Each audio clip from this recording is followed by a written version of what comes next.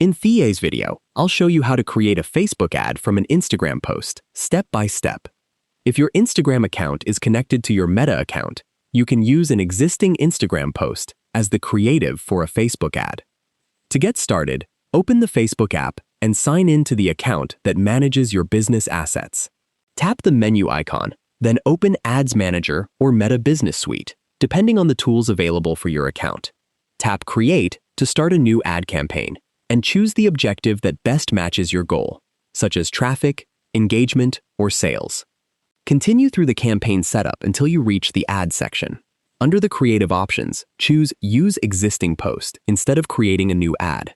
Select your connected Instagram account, then browse your published Instagram posts and choose the one you want to promote.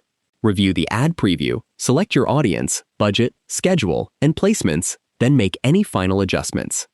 Before publishing, verify that your Facebook page and Instagram account are correctly connected and that all ad details are accurate.